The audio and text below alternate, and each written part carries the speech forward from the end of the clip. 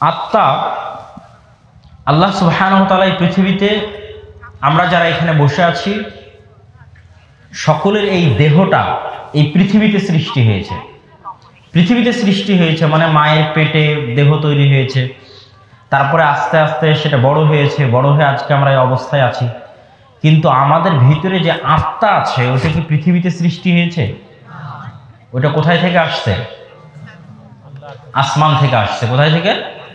আসমান থেকে। এবং ফেরেশতার নির্ধারিত দিনে ৪৪-এ মায়ের পেটে ওই রূহ ফুঁকে দেওয়ার পরেই বাচ্চা নড়াচড়া শুরু করে, তার আগে নড়াচড়া করে না, বরং মৃত একটা লাশের মতো, মৃত একটা গোস্তপিণ্ডের মতো পড়ে থাকে। যখন তার মধ্যে রূহ ফুঁকে দেওয়া হয় ফেরেশতার মাধ্যমে তখন সে নড়াচড়া শুরু করে। আবার যেই দিন ওই রূহ নির্ধারিত দিনে নির্ধারিত ফেরেশতা বের করে নিবে তখন আবার দুনিয়াতে তৈরি হয় বডি, আবার নিস্তেজ নিথর নীরব হয়ে পৃথিবীতে পড়ে থাকবে। তাহলে মানুষের এই পৃথিবীর হায়াতের জীবনের যেটা মূল শক্তি রূহ, এটা আসমান থেকে আসে। এবার এই রূহ এবং নফস এইটার উপর আল্লাহ সুবহানাহু ওয়া তাআলা শয়তানের বিশাল প্রভাব দিয়ে রেখেছেন। এটা পৃথিবীর খেলা, পৃথিবীর গেম। আমরা অনেকেই পৃথিবীর এই গেমটা বুঝি না। মোবাইলের গেম যুবক ছেলেরা খুব সুন্দর বোঝে, কিন্তু পৃথিবীর গেম কি, পৃথিবীর খেলা কি?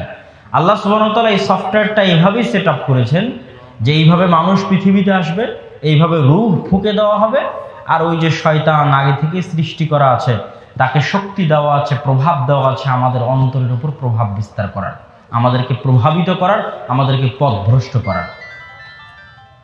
এবং শয়তানের যে এরকম ক্ষমতা আছে আমাদের রূহকে, আমাদের নফসকে প্রভাবিত করার এবং পথভ্রষ্ট করার।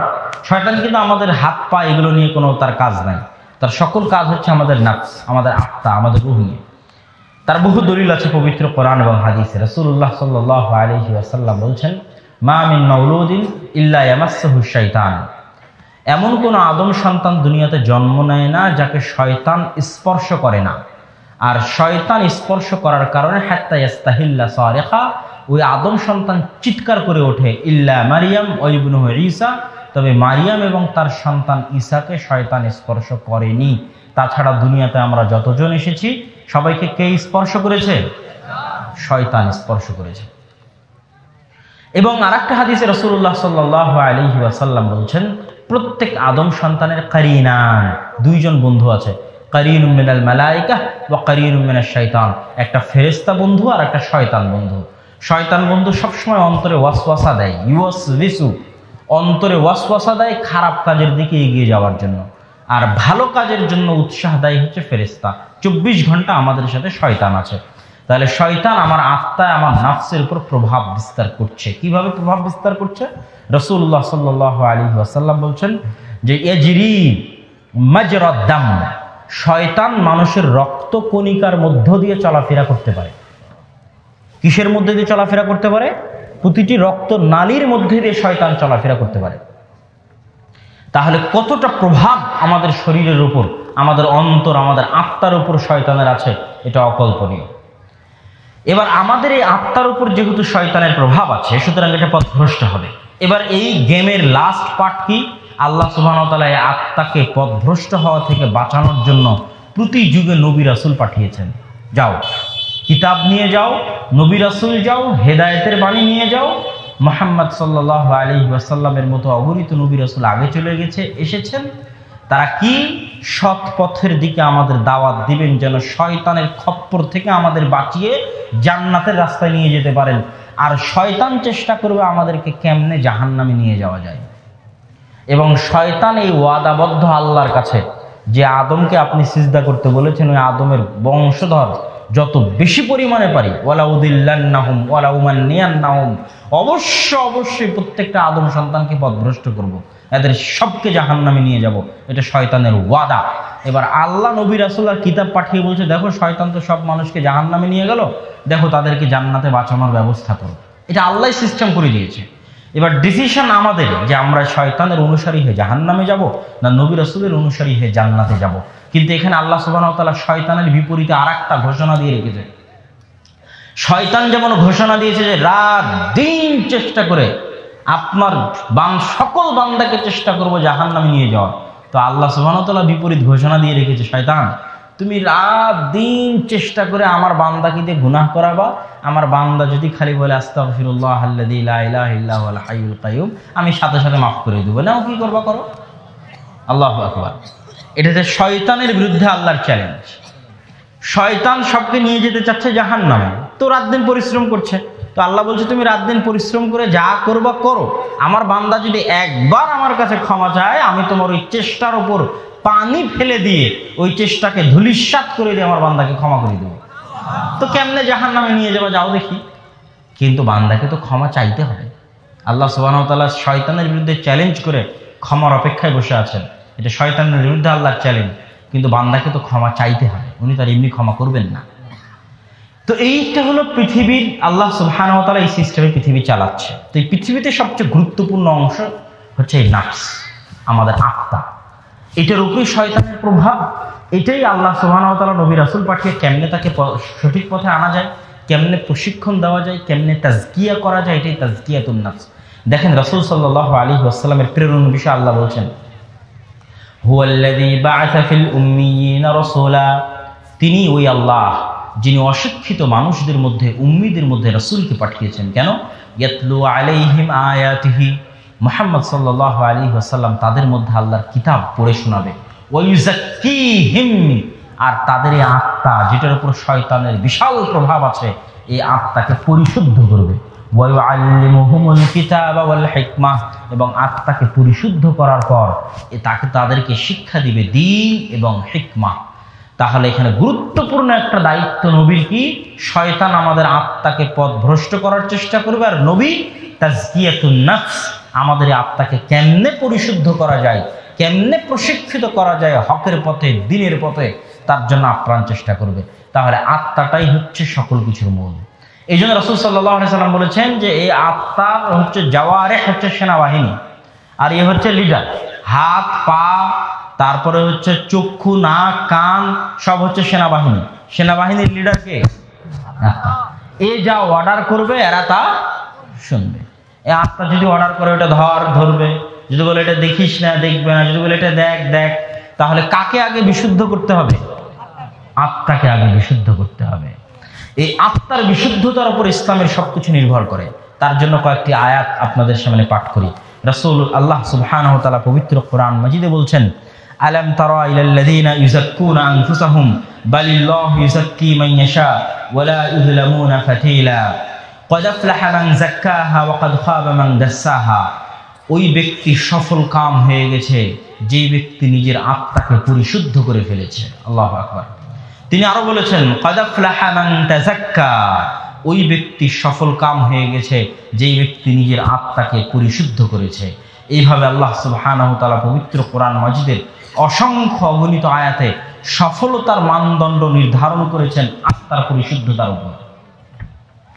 তাহলে এই আত্মার পরিশুদ্ধতার আগে আমাদের জানতে হবে এই নাফস কি এবং কিভাবে কাজ করে। আচ্ছা পড়ুক, সমস্যা নেই, কিছু করার নেই। নাফস কি এবং কিভাবে কাজ করে? নাফস হচ্ছে তিন প্রকার। কয় প্রকারের নাফস? তিন প্রকার।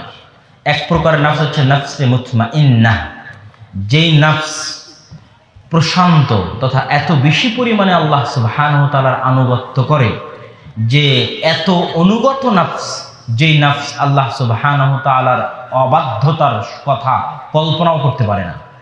দুই নাম্বার নাফস হচ্ছে ওই নাফস যে লাওয়ামা, যেই নাফস, বেশিরভাগ মানুষের নাফস হচ্ছে লাওয়ামা, যে মানুষ যখন খারাপ করে তখন সেই খারাপের জন্য মানুষকে সে নিন্দা করে যে কেন তুমি এই খারাপ কাজটা করলে, কিন্তু করার সময় ঠিকই করে ফেলে, কিন্তু করলে আবার আফসোস করে, করার সময় ঠিকই করে, করলে আফসোস করে।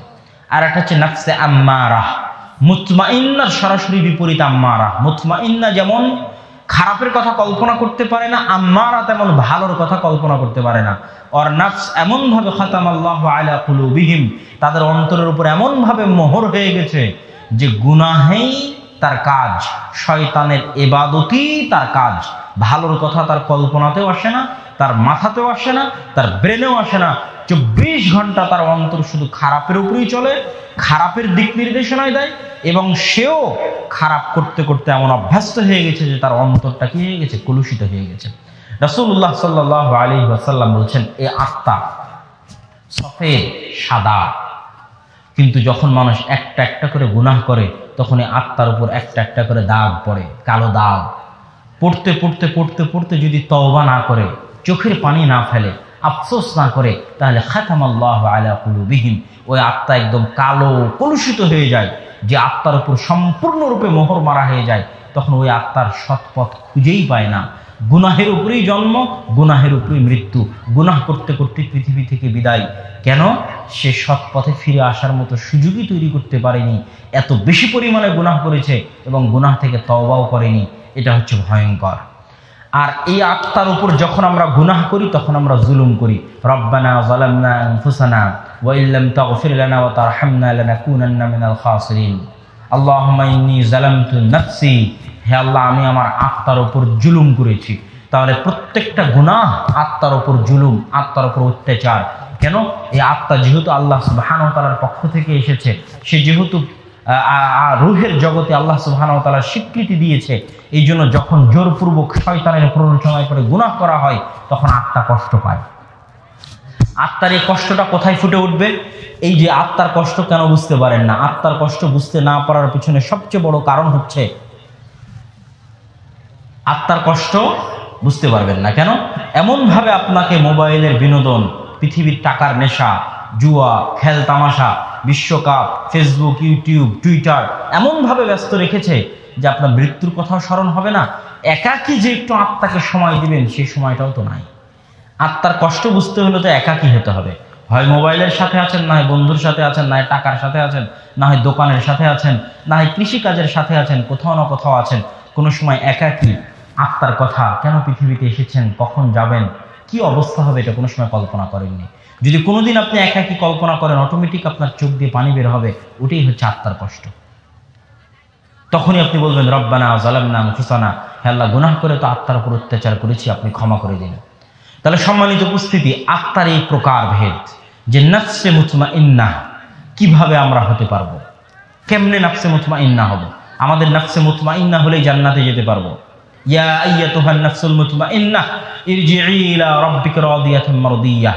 আল্লাহ সুবহানাহু ওয়া তাআলা নফসে মুতমাইন্নাহকে ডেকে বলবেন, এই নফসে মুতমাইন্নাহ ইরজিই ইলা রাব্বিকা রাদিয়াতাম মারদিয়াহ, তোমার প্রতিপালকের নিকট ফিরে যাও, প্রতিপালকের সন্তুষ্টির সাথে, তোমার সন্তুষ্টির সাথে, কোনো দুঃখ কষ্ট ছাড়া, কোনো চিন্তা ক্লেশ ছাড়া, কোনো দুঃখ বেদনা ছাড়া একদম নিরাপদে আল্লাহ সুবহানাহু ওয়া তাআলার নিকটে ফিরে যাও। যে আত্মা নফসে মুতমাইন্নাহ হয় ও মরার জন্য প্রস্তুত থাকে, মৃত্যুকে ভয় পায় না। আর যে নফসে আম্মারা হয়, নফসে লাওয়ামা হয়, যখন মৃত্যুর সময় ঘনিয়ে আসে ও পালিয়ে বাঁচতে চায়, শরীরের কোনায় কোনায় লুকিয়ে বাঁচতে চায়, ওই জন্য তার মৃত্যু অনেক কষ্ট হয়। ফেরেশতা জোরপূর্বক একটা পশমের মধ্যে যদি লোহাকে ঢুকিয়ে জোরপূর্বক টেনে বের করা হয়, তাতে যেমন পশমের গায়ের গোস্তগুলো লোহার সাথে লেগে থাকে, গরম লোহার সাথে, ওইভাবে আত্মাকে ভেতর থেকে টেনে হিঁচড়ে ফেরেশতা বের করে নিয়ে আসে। কেন? ও আত্মা মরতে চাচ্ছে না, কেন? ও আত্মা নফসে মুতমাইন্নাহ নয়। আর যে আত্মা নফসে মুতমাইন্নাহ, ও 24 ঘন্টা প্রস্তুত কখন প্রতিপালকের সাথে সাক্ষাৎ হবে, এবং প্রতিপালকের সাথে সাক্ষাৎকে সে আনন্দের মনে করে, প্রতিপালকের সাথে সাক্ষাৎকে অপেক্ষায় থাকে যে কখন আল্লাহ সুবহানাহু ওয়া তাআলার সাথে আমার সাক্ষাৎ হবে। সম্মানিত উপস্থিতি, নফসে মুতমাইন্নাহ আমরা কিভাবে হব? প্রশান্ত হৃদয় কিভাবে হব? নফসে মুতমাইন্নাহ হওয়ার জন্য পুরো ইসলামের যত ইবাদত, আমল, আখলাক যা কিছু আছে সব কিছুই আমাদের নফসকে প্রশিক্ষণ, আমাদের নফসকে নফসে মুতমাইন্নাহ বানানো। আমি একটা একটা করে আপনাদেরকে উদাহরণ দিব এবং আপনাদেরকে বোঝানোর চেষ্টা করব যে এটার মাধ্যমে আমাদের নফসকে প্রশিক্ষণ দেওয়া হয়। যেমন নফসের সবচেয়ে বড় ত্রুটি হচ্ছে যে নফসের মধ্যে দাসত্বের স্বভাব আছে, গোলামির স্বভাব আছে, ভীতু, কাপুরুষ। ইন্নাল ইনসানা খুলিকা হালুআ, মানুষকে দুর্বল করে সৃষ্টি করা হয়েছে, ভীতু করে সৃষ্টি করা হয়েছে, কাপুরুষ করে সৃষ্টি করা হয়েছে। তো নফসের এই দুর্বলতার সুযোগ নিয়ে যে কেউ নফসকে দাস এবং গোলাম বানিয়ে ফেলবে। যে কেউ, শয়তান আপনাকে দাস গোলাম বানিয়ে ফেলতে পারে। আপনি শয়তানের ভয়ে তাবিজ দিবেন, শয়তানের ভয়ে হাত দেখবেন, শয়তানের ভয়ে ঝাড়ফুঁক করবেন, জাদু করবেন, বদ নজর জাদু টোনা থেকে বাঁচতে কার কার কাছে যাবেন, কেননা আপনি হচ্ছেন দুর্বল আত্মা। মানুষের আত্মা দুর্বল। ভয়ের ঠেলাতে কবরে চলে যাবেন, কার কাছে গিয়ে সিজদা করবেন, কার পা ধরবেন, কত রকমের সমস্যা। এগুলো সব মানুষের নফসকে গোলাম বানায়।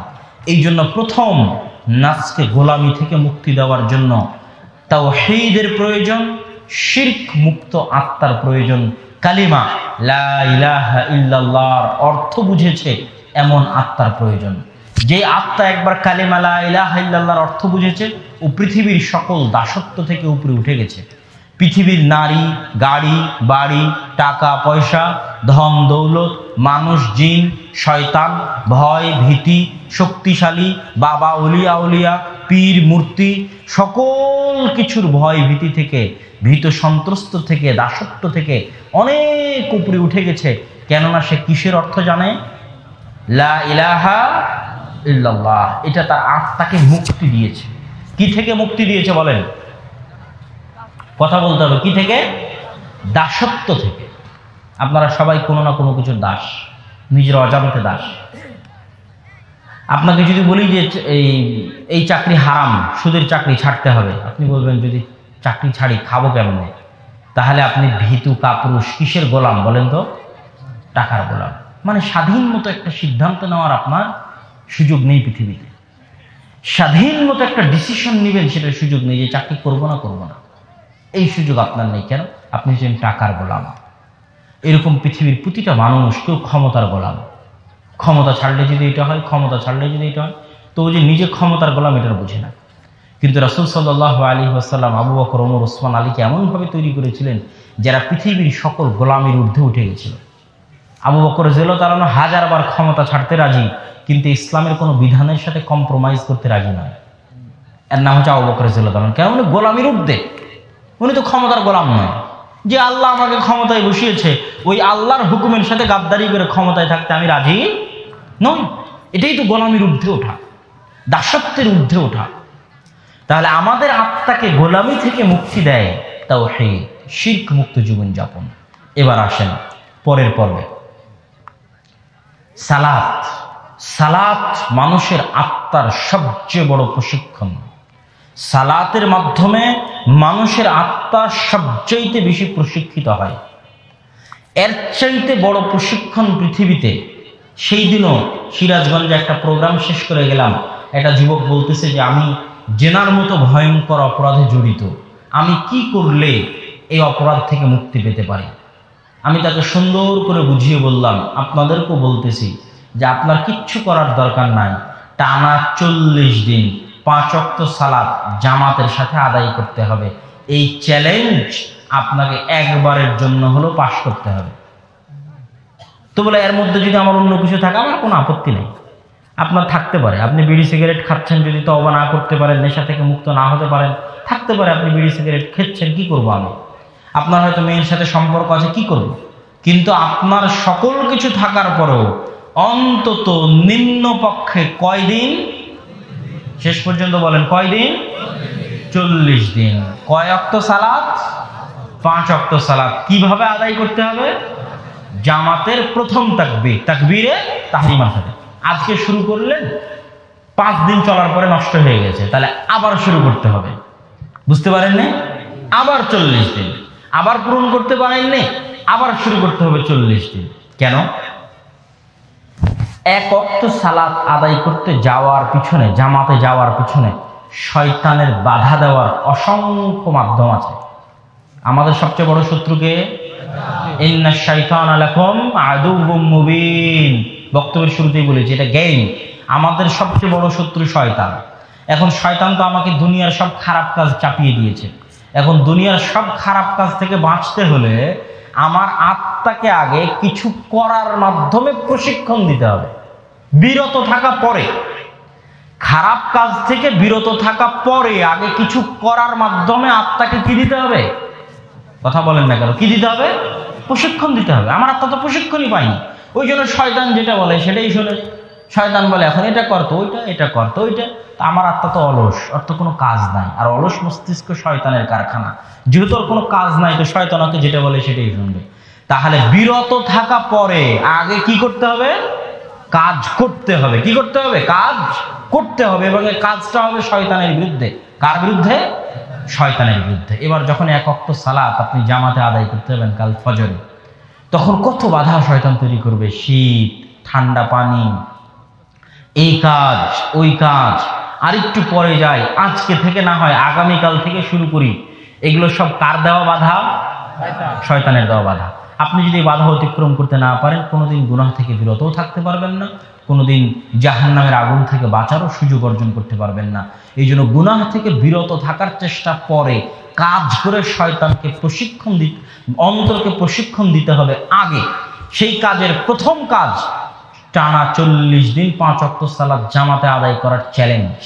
যুবকেরা কত চ্যালেঞ্জ নিয়েছে গত 15-20 দিন, 1 মাস যাবত, তো কত ঘন্টার পর ঘন্টা রাত জেগে এরা বিশ্বকাপ ফুটবল দেখলো, তাই না?